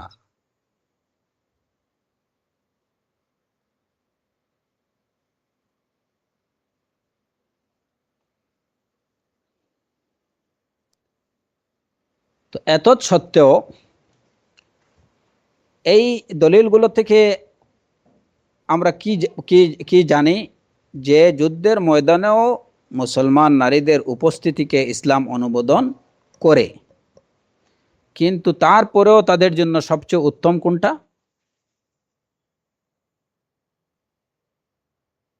এই বিষয়টা আমরা জানি সহিহ বুখারীর হাদিস থেকে, যখন আয়েশা রাদিয়াল্লাহু আনহা রাসূলুল্লাহ সাল্লাল্লাহু আলাইহি ওয়াসাল্লামের কাছে জিহাদের অনুমতি চাইলেন, তো রাসূল সাল্লাল্লাহু আলাইহি ওয়াসাল্লামের জবাবে তাকে বললেন, জিহাদুকুন্না আল হজ্জ, জিহাদুকুন্না আল হজ্জ, তোমাদের জিহাদ হচ্ছে হজ। আয়েশা রাদিয়াল্লাহু আনহা থেকে বর্ণিত যে রাসূলুল্লাহ সাল্লাল্লাহু আলাইহি ওয়াসাল্লামের অন্যান্য স্ত্রীগণ যখন জিহাদের অনুমতি চাইলেন, তখন রাসূলুল্লাহ সাল্লাল্লাহু আলাইহি ওয়াসাল্লাম তাদেরকে বললেন, নি'মাল জিহাদু আল হজ, যে কত উত্তম জিহাদই না হচ্ছে হজ, সেটা তোমাদের জন্য, নারীদের জন্য।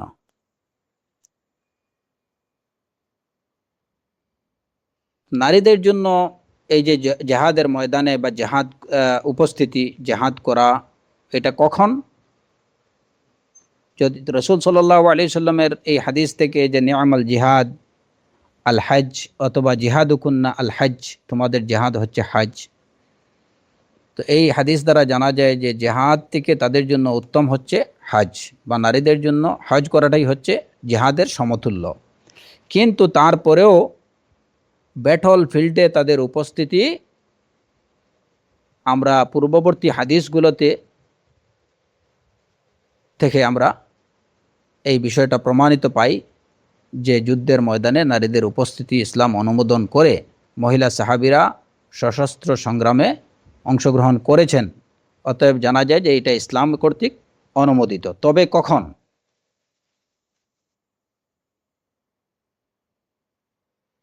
নারীরা জিহাদের ময়দানে যেতে পারে? যখন শত্রুপক্ষ মুসলমানদের দেশ আক্রমণ করবে, এবং যখন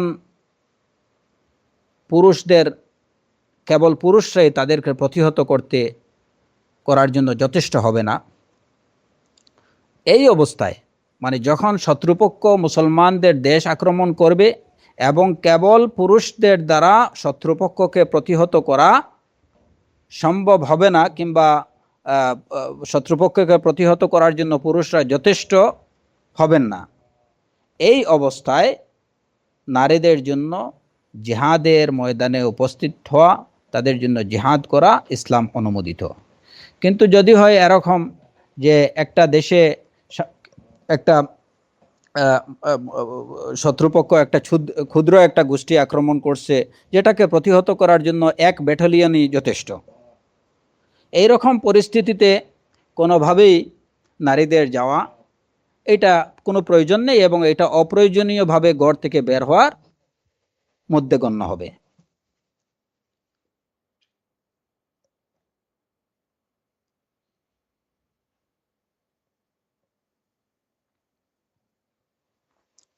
এমনিভাবে একজন নারী ঘর থেকে বের হতে পারে তার প্রয়োজনীয় কেনাকাটার জন্য। যদি তার ঘরে খাবার না থাকে, প্রয়োজনীয় কিছু প্রয়োজন হয়, তাহলে সে অবশ্যই বের হতে পারেন, কিন্তু বের হওয়ার সময় তাকে অবশ্যই কোরআন এবং সুন্নাহর নির্দেশনাগুলো মেনে বের হতে হবে। একাকী ড্রাইভারকে নিয়ে বের হয়ে যাওয়া, কিংবা ঘরের কাজের ছেলেকে নিয়ে বের হয়ে যাওয়া, এটা কোনোভাবেই ইসলাম অনুমোদন করে না। প্রথমত, যদি বিশেষ প্রয়োজনে ঘরের খরচপাতি কেনার জন্য যদি ঘরে খাবার খরচ না থাকে, তাহলে এই অবস্থায় একজন মহিলা ঘর থেকে বের হতে পারেন প্রয়োজনীয় কেনাকাটার জন্য। সেটা কাছে যদি কোনো শপিং মলে হয় তাহলে অবশ্যই সেই ক্ষেত্রে তিনি একাকী যেতে পারেন, কারণ কেবলমাত্র একদিন এক রাতের দূরত্ব পরিমাণ সফর যদি হয় তাহলেই তার সাথে মাহরাম থাকা প্রয়োজন। হ্যাঁ, তো সেই একদিন এক রাতের সফরটা, এটা যদিও ঘোড়ার পদচারণা অনুসারে, আর বর্তমান সময়ে যেহেতু ওই সিস্টেম নেই, অতএব গাড়ির মানে যেখানে যতটুকু দূরত্ব সফর করলে পরে একজন লোক মুসাফির হিসাবে গণ্য হবে, ওই পরিমাণ দূরত্বে যেতে চাইলে একজন নারীর সাথে অবশ্যই মাহরাম থাকা আবশ্যক। কিন্তু কাছে, যেমন আপনার বাসার কাছেই হয়তো একটা শপিং মল আছে কিংবা কোনো কি দোকান আছে, আপনি ওইখান থেকে প্রয়োজনীয় কিছু কেনার প্রয়োজন, আপনি একাকী যেতে পারেন। তবে অবশ্যই যাওয়ার জন্য বাইরে বের হওয়ার যে নির্দেশনাগুলো, সেই নির্দেশনাগুলো অনুসরণ করতে হবে। এই ক্ষেত্রে একাকী ড্রাইভারকে নিয়ে যাওয়া, নিজের গাড়ির ড্রাইভারকে নিয়ে যাওয়া কিংবা নিজের বাসার কাজের ছেলেকে নিয়ে যাওয়া, এটা ইসলাম অনুমোদন করে না।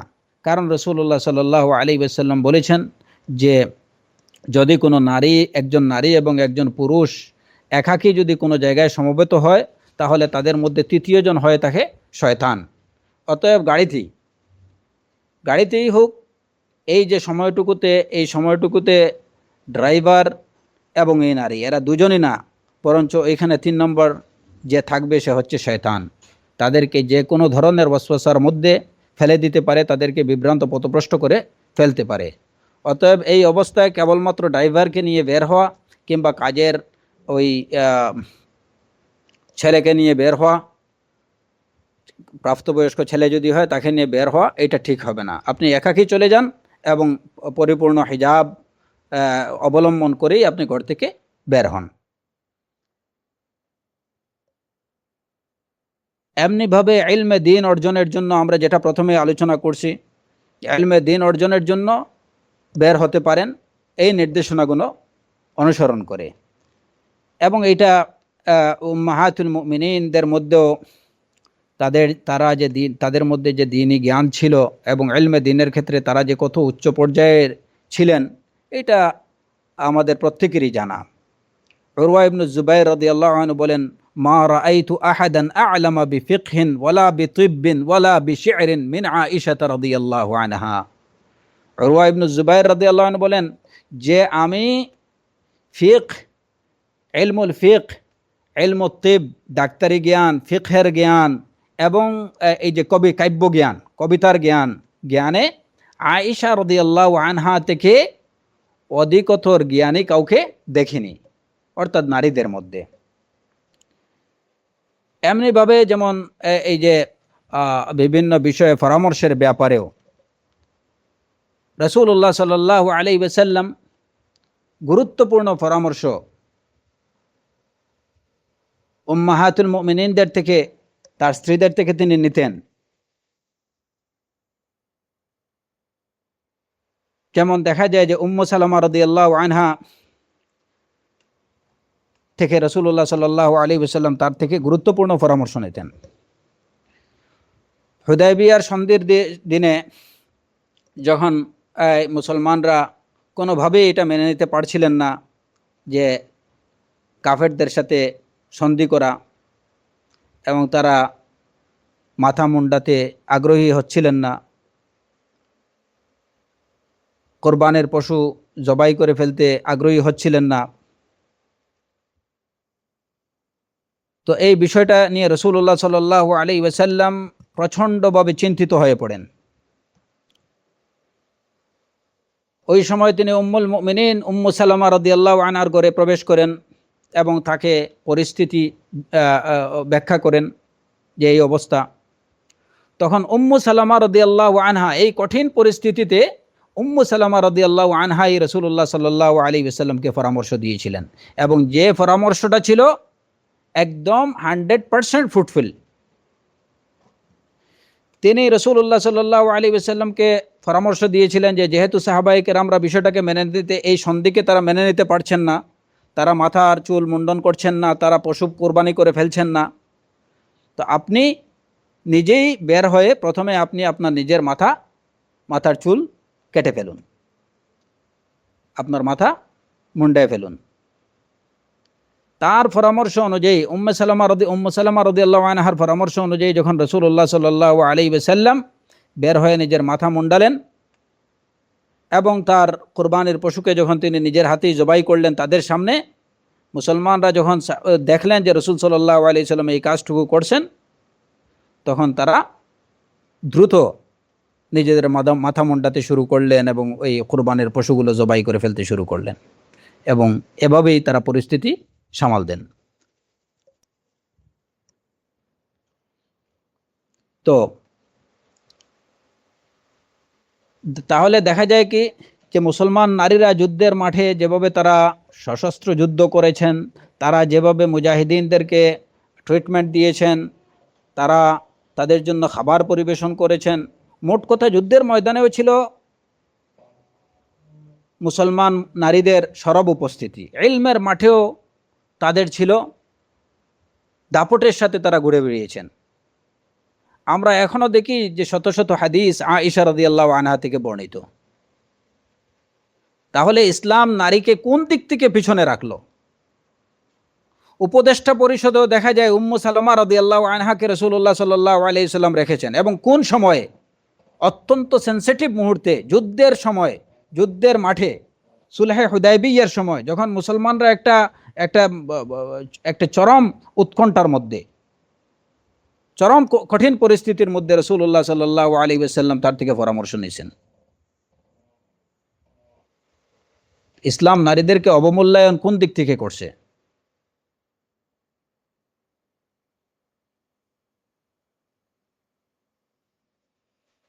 অসংখ্য ফাকিহা, আলিমা, মুফতি, মুহাদ্দিস, সাহিত্যিক মুসলমান নারী রয়েছেন। সাকিনা বিনতুল হুসাইন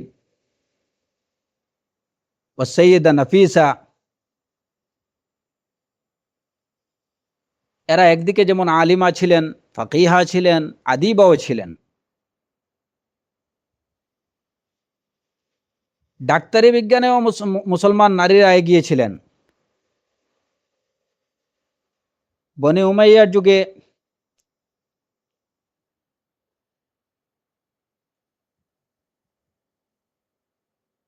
জাইনাব নামে একজন নারী, চক্ষু বিশেষজ্ঞ হিসাবে তিনি সুপরিচিত ছিলেন।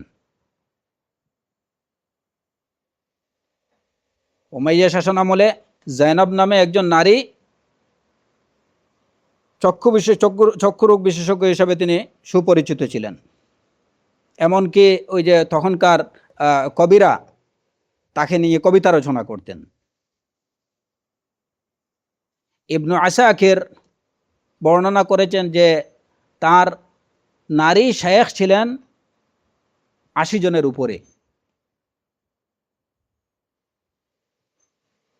প্রখ্যাত ইতিহাসবিদ, ইসলামী ইতিহাসবিদ ইবনু আসাকির তিনি বলছেন যে তার নারী শুয়ুখের পরিমাণ হচ্ছে ৮০ জনের উপরে। কারিমা আল মারুজিয়া নামক যে মহিলা মুসলিম নারী, ইনি ইমাম বুখারী রাহিমাহুল্লাহর শায়েখ ছিলেন।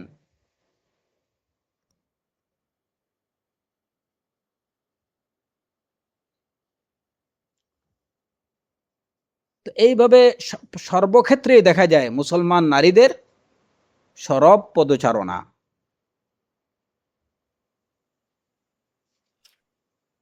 অতএব ইসলামের উপরে এই অপবাদ আরোপ করা, এটা সম্পূর্ণরূপে অযৌক্তিক, অন্যায় এবং মিথ্যা অপবাদ ছাড়া আর কিছুই না।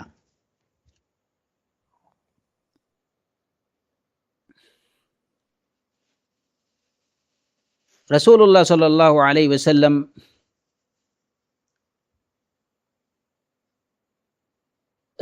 এই সহিহ বুখারীর হাদিস,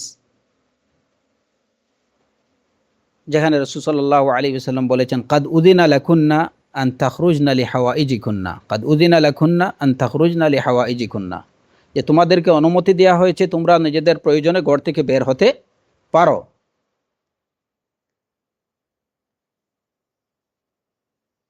এবং এই যে কথাটা রাসূল সাল্লাল্লাহু আলাইহি ওয়াসাল্লাম কখন বলছেন, আয়েশা রাদিয়াল্লাহু আনহা থেকে বর্ণিত হাদিস, খারাজাত সাউদা বিনতু জামআ রাদিয়াল্লাহু আনহা লাইলান ফারাআহা উমর ফাআরাফাহা ফাকালা ইন্নাকি ওয়াল্লাহি ইয়া সাউদা মা তুখফিনা আলাইনা।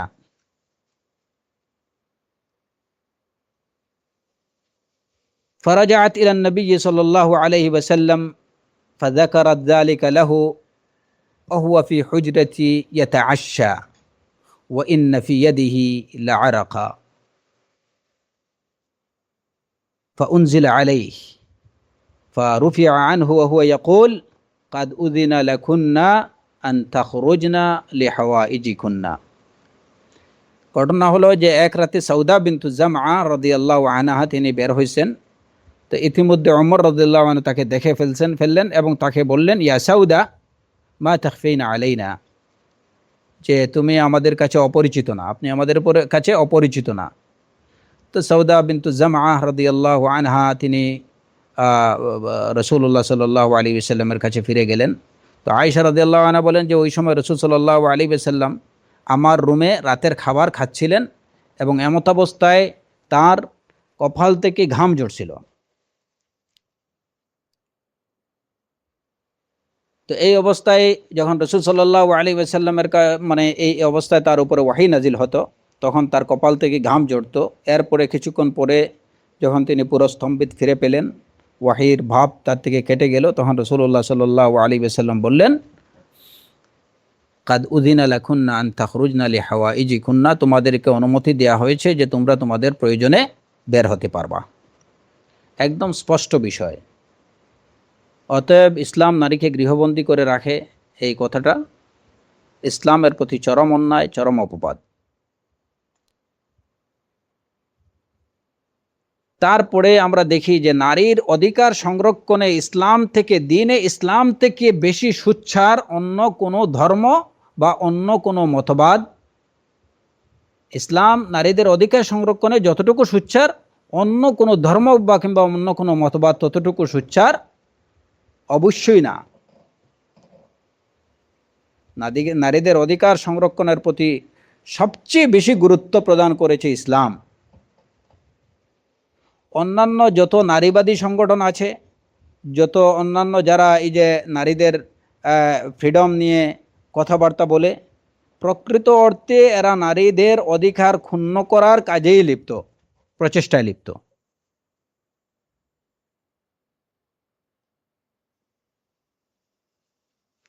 যেমন 1980 সালে ব্রিটেনে নারী অধিকার নিয়ে, নারী অধিকারের মূলক যে সংগঠনগুলো, সেই সংগঠনগুলো নারীদেরকে এই যে পণ্য মার্কেটিংয়ের অ্যাডভার্টাইজে ব্যবহারের বিরুদ্ধে তারা বেশ জোরালো আন্দোলন করে।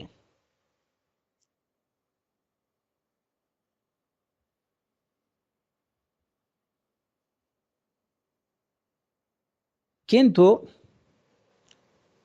তাদের এই আন্দোলন মোটেও ফলপ্রসূ হয়নি। এবং তাদের তখনকার এই যে 1980-র এই আন্দোলনটা ছিল একটা বিশেষ অ্যাডভার্টাইজারকে কেন্দ্র করে। তখন একটা অ্যাডভার্টাইজমেন্ট এরকম ছিল যেটার অর্থ হচ্ছে যে একটা ট্রেনিং কার হচ্ছে, একজন প্রেমিকার মতো, আর একটা ডিলাক্স কার হচ্ছে একজন স্ত্রীর মতো। এই অ্যাডভার্টাইজমেন্টের এই ডায়লগের বিরুদ্ধে, এটাকে কেন্দ্র করেই তারা এই যে নারী অধিকার আদায়ের ক্ষেত্রে যে সংগঠনগুলো, নারী অধিকার সংগঠনগুলো তখন জোরালো আন্দোলন করছিল যে নারীদেরকে বিশেষ করে পণ্য মার্কেটিংয়ের অ্যাডভার্টাইজে ব্যবহার করা যাবে না। তো এখানে যে অ্যাডভার্টাইজটা, যে একজন নারী একটা ট্রেনিং কার্ড একজন প্রেমিকার মতো, আর একটা ডিলাক্স কার একজন স্ত্রীর মতো। দুইজনেই কিন্তু নারী, একজন প্রেমিকা সেও নারী, একজন স্ত্রী সেও নারী। হ্যাঁ, কিন্তু অ্যাডভার্টাইজমেন্টে উপস্থাপনের জন্য এদেরকে চরমভাবে হেয় করা হয়েছে। এটা তারা মনে করছে যে এটা তাদের জন্য অত্যন্ত মানহানিকর একটা বিষয়। তো এই অ্যাডভার্টাইজকে কেন্দ্র করে আন্দোলন হয়েছিল, কিন্তু সেই আন্দোলন কোনো ফল দেয়নি।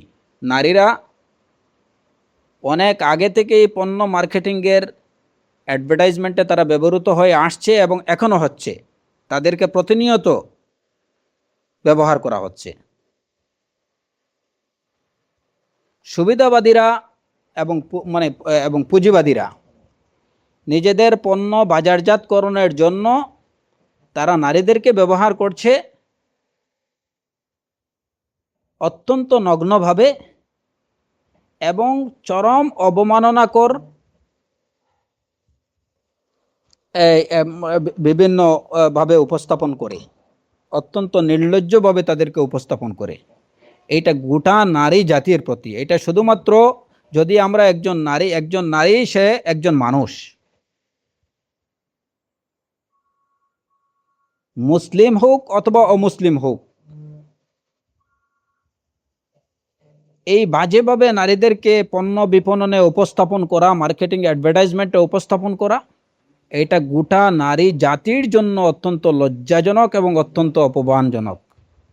অতএব এই জায়গাতে এই বিষয়ে এটা শুধুমাত্র মুসলমানদের দাবি না, এটা পুরা মানবতার দাবি হওয়া উচিত যে নারীদেরকে কোনোভাবেই যেন অ্যাডভার্টাইজিংয়ের কাজে ব্যবহার না করা হয় এবং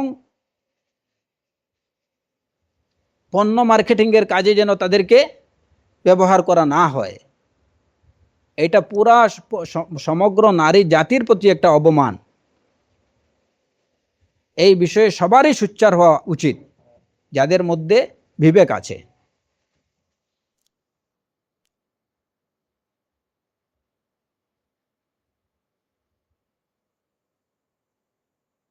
অথচ ইসলাম এই যে বিষয়টা নিয়ে তারা আন্দোলন করলো, ব্রিটেনের মতো একটা উন্নত দেশে, প্রগতিশীল দেশে, অথচ এই বিষয়টাকে সেটা করলো তারা 1980 সালে। অথচ প্রায় 1450 বৎসর আগেই ইসলাম সেই বিষয়টাকে নিষিদ্ধ করে দিয়েছে। ওয়ালা তাবাররাজনা তাবাররুজাল জাহিলিয়াতিল উলা ওয়ালা ইউবদিনা জিনাতাহুন্না ইল্লা মা যাহারা মিনহা। এই দরজা ইসলাম টোটালি বন্ধ করে দিছে। ওয়ালা ইউবদিনা জিনাতাহুন্না ইল্লা মা যাহারা মিনহা, নারী যেন তার নিজের সৌন্দর্য প্রদর্শন না করে, তবে যেটুকু স্বাভাবিকভাবে প্রকাশমান, এখন ওইভাবে একদম হিজাব, নিকাব, জিলবাব সব কিছু পরায়ে একজন নারীকে কোনো কোম্পানিকে তার পণ্যের অ্যাডভার্টাইজের জন্য উপস্থাপন করবে? তো ইসলাম তো মূল দরজাই ওই জায়গাতে বন্ধ করে দিয়েছিল, যে যাতে কোনোভাবে নারীকে অবমাননাকর নির্লজ্জ কোনো কাজে ব্যবহার করা না যায়। ওয়ালা তাবাররাজনা তাবাররুজাল জাহিলিয়াতিল উলা। ওই নির্দেশনা মানলেই কিন্তু এই আন্দোলনগুলো করতে হতো না। এবং বর্তমানে এই যে তথাকথিত প্রগতিশীলরা নারীদেরকে যেভাবে উপস্থাপন করছে, এগুলো দেখে আসলে বন্য পশুরাও কিন্তু লজ্জা পায়। বানরের মধ্যেও কিছু শরম বা হায়া থাকে, কিন্তু এদেরকে যেভাবে বিভিন্ন অ্যাডভার্টাইজে উপস্থাপন করা হয় এবং তারা বিভিন্নভাবে যেভাবে উপস্থাপিত হয়ে থাকে, আল্লাহুল মুস্তাআন, যে এটা আসলে মানুষ না বানরের কোনো প্রজাতি সেটা বোঝা মুশকিল।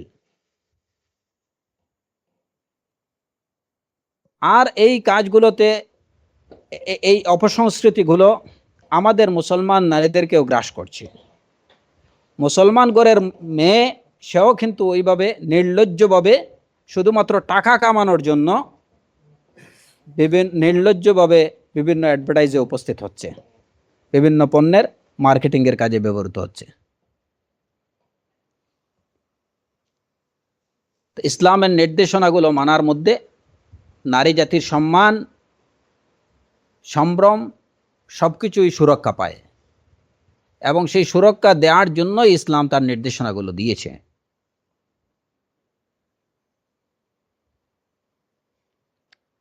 হু যে অর্গানাইজেশন, ওয়ার্ল্ড হেলথ অর্গানাইজেশন, যেটা বিশ্ব স্বাস্থ্য সংস্থা, সেই বিশ্ব স্বাস্থ্য সংস্থা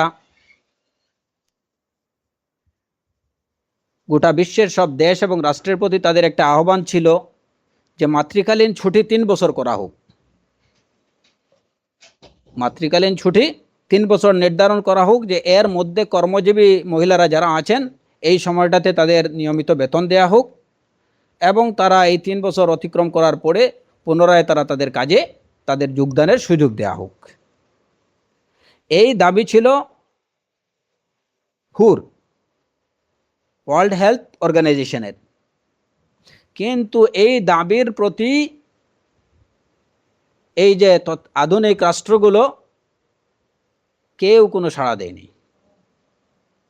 অথচ দেখা যায় যে গোটা দুনিয়া নারী স্বাধীনতার নামে সোচ্চার, নারী স্বাধীনতার স্লোগান নিয়ে সোচ্চার, নারীদের স্বাধীনতা চায়। এরা নারীদের কি ধরনের স্বাধীনতা আর স্বাধীনতার সংজ্ঞাটাই কি, সেটাই তো আসলে তারা নির্ধারণ করতে পারেনি। তারা নারীর স্বাধীনতা চায় কিন্তু নারীর কল্যাণ চায় না। একটা আন্তর্জাতিক সংস্থা, বিশ্ব স্বাস্থ্য সংস্থা, তাদেরকে দাবি জানাতে হলো সমগ্র বিশ্বের প্রতি যে মাতৃকালীন ছুটি 3 বছর করা হোক।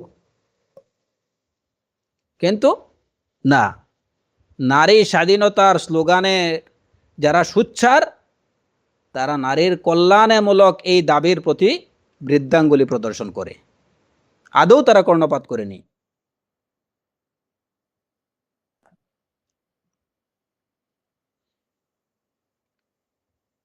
এই যে মাতৃত্বকালীন ছুটি খুব বেশি থেকে বেশি 2 থেকে 3 মাস বিভিন্ন দেশে এটাই অনেক নির্ধারিত হয়ে আছে।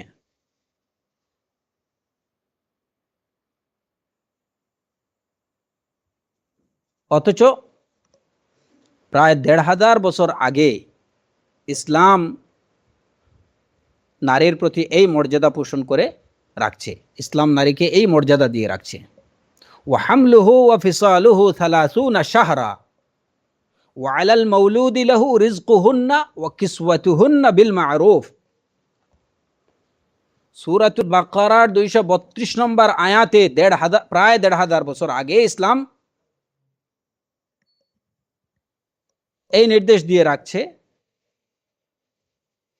যে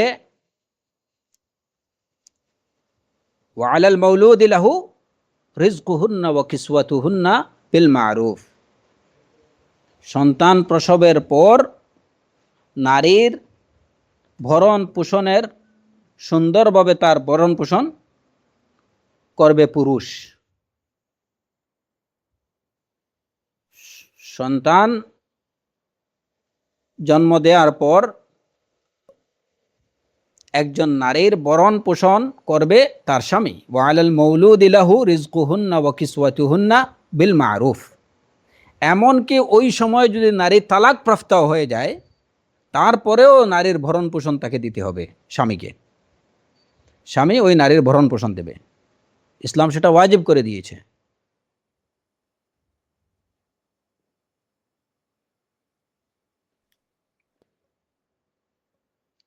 লিয়ুনফিক যু সাআতিন মিন সাআতিহি ওয়া মান কুদিরা আলাইহি রিজকুহু ফালিয়ুনফিক মিম্মা আতাহুল্লাহ লা ইউকাল্লিফুল্লাহু নাফসান ইল্লা উসআহা লা ইউকাল্লিফুল্লাহু নাফসান ইল্লা মা আতাহা।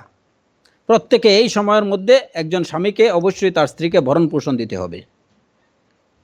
লিয়ুনফিক যু সাআতিন মিন সাআতিহি, প্রত্যেকে নিজের সাধ্য অনুযায়ী দেবে, যাতে ওই সময় একজন নারী নিশ্চিন্ত থাকতে পারে।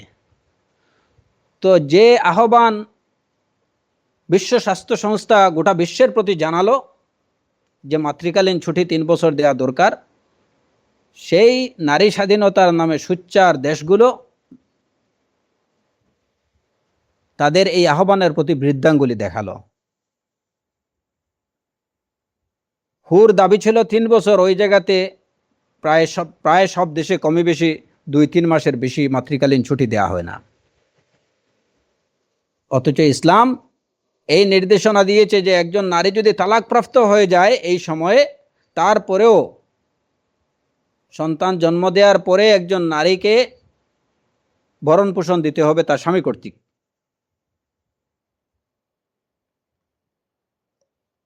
ওয়ালাল মাউলুদি লাহু রিজকুহুন্না ওয়া কিসওয়াতুহুন্না বিল মা'রুফ, বিল মা'রুফ, সুন্দরভাবে। যেখানে প্রয়োজন 10 টাকা ওইখানে 1 টাকা দিলে হবে না, বিল মা'রুফ। ইসলামের নির্দেশনা হচ্ছে এইটুকু, যে না এখন ওয়াজিব আদায়ের জন্য আচ্ছা ঠিক আছে, একজন মহিলার প্রত্যেক মাসে খরচ হয় ধরেন তার হয়তো 5,000 টাকা প্রয়োজন, যে আচ্ছা ঠিক আছে আমি 500 টাকা পাঠিয়ে দিলাম, খরচ দিলাম। না, এটা ইসলামের নির্দেশ পালন করা হবে না, বিল মা'রুফ হতে হবে। এবং আরো স্পষ্টভাবে কোরআনে কারীম জানিয়ে দিয়েছে, লিয়ুনফিক যু সাআতিম মিন সাআতিহি, প্রত্যেকে নিজের সাধ্য অনুযায়ী খরচ করবে।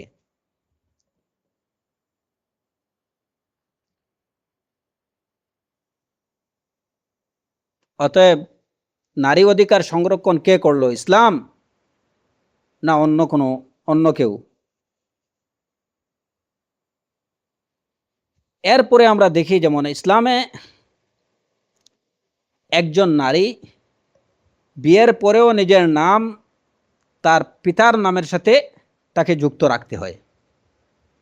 ইসলামের নির্দেশনা হচ্ছে যে বিয়ের পরেও একজন নারী তার নামের সাথে পিতার নাম যুক্ত করে রাখবে। যেমন আমরা দেখি ফাতিমা বিনতু মুহাম্মাদিন সাল্লাল্লাহু আলাইহি ওয়াসাল্লাম, আয়েশা বিনতু আবি বকর সিদ্দিক রাদিয়াল্লাহু আনহু, হাফসাহ বিনতু উমর ইবনুল খাত্তাব রাদিয়াল্লাহু আনহু। অথচ সেই আধুনিকতার নামে আর সভ্যতার নামে একজন নারী বিয়ের পরেই তার নিজের বাপের নাম ভুলে যায়।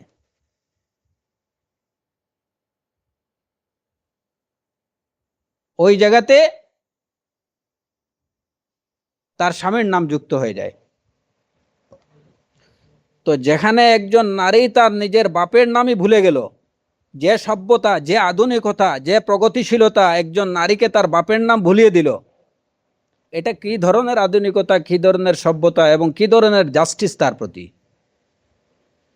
যদি ইসলামে সেটা অনুমোদিত হতো, তাহলে আয়েশা রাদিয়াল্লাহু আনহার নামের সাথে মুহাম্মদুর রাসূলুল্লাহ সাল্লাল্লাহু আলাইহি ওয়াসাল্লামের নাম যুক্ত হতো, আয়েশা জাওজাতু মুহাম্মাদিন সাল্লাল্লাহু আলাইহি ওয়াসাল্লাম। কিন্তু না,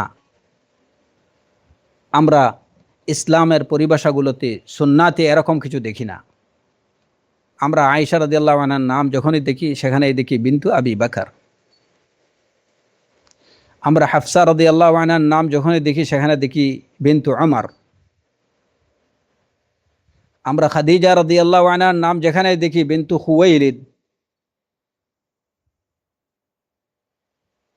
আমরা যায়েনাব রাদিয়াল্লাহু আনহার নাম যেখানে দেখি সেখানে দেখি বিনতু জাহশ।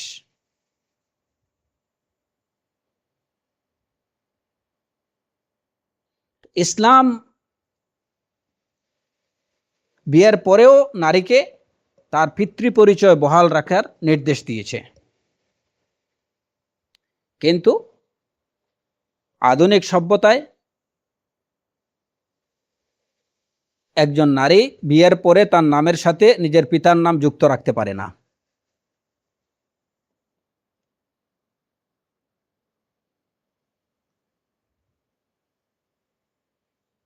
তবে এখানে একটা বিষয়, যে যদি কেউ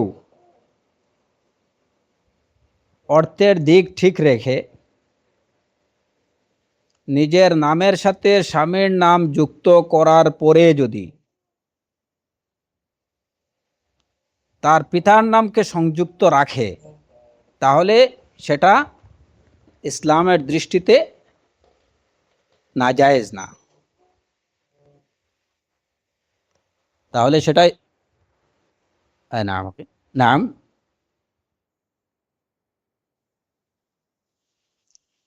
নাম ইনশাআল্লাহ।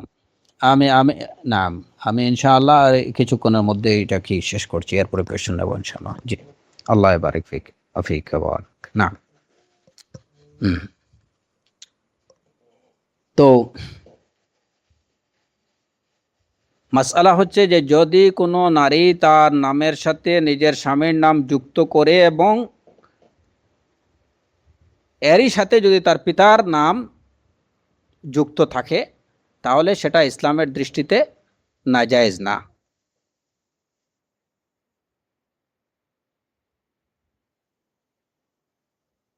যেমন উদাহরণস্বরূপ বিষয়টা পরিষ্কার করার জন্য আমি বলছি, যেমন কোনো নারীর নাম যদি হয় জাইনাব, তার স্বামীর নাম যদি হয় জাইদ, পিতার নাম যদি হয় আব্দুর রহমান, তাহলে সে যদি এভাবে বলে জাইনাব জাইদ বিনতি আব্দুর রহমান, তাহলে এটা শরীয়তের দৃষ্টিতে নাজায়েজ না। কিন্তু সর্বাবস্থায় উত্তম হচ্ছে যে ডিরেক্টলি তার নাম তার পিতার নামের সাথে যুক্ত থাকবে, জাইনাব বিনতে আব্দুর রহমান। তো যাই হোক, আজকে আমরা এই যে ইসলামে নারীর অধিকার বিষয়ে এই কয়েকটা বিষয় উল্লেখ করলাম, এবং ইনশাআল্লাহ আল্লাহ সুবহানাহু ওয়া তাআলা যদি তৌফিক দেন তাহলে আমরা আগামী পর্বে নারী অধিকার বিষয়ে আরও কিছু কথাবার্তা, এবং পরবর্তীতে আমরা ইনশাআল্লাহ ইসলামে বিয়ের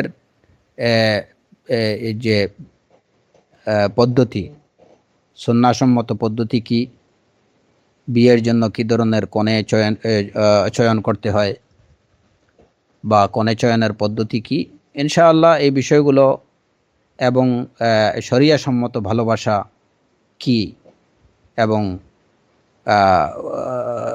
অবৈধ ভালোবাসা কি, এ সমস্ত বিষয়ে ইনশাআল্লাহ কিছুটা আলোকপাত করার চেষ্টা করব আগামী পর্বগুলোতে।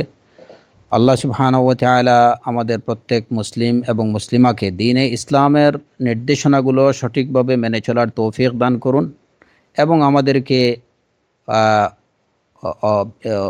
বিধর্মী সভ্যতা, সংস্কৃতি এবং তাদের স্নায়ু আগ্রাসন থেকে বেঁচে থাকার তৌফিক দান করুন। ওয়া আখিরু দাওয়ানা আনিল হামদুলিল্লাহি রাব্বিল আলামিন ওয়া সাল্লাল্লাহু আলা নাবিয়িনা মুহাম্মদ ওয়া আলা আলিহি ওয়া সাহবিহি আজমাইন। নাম, বারাকাল্লাহু ফিকুম।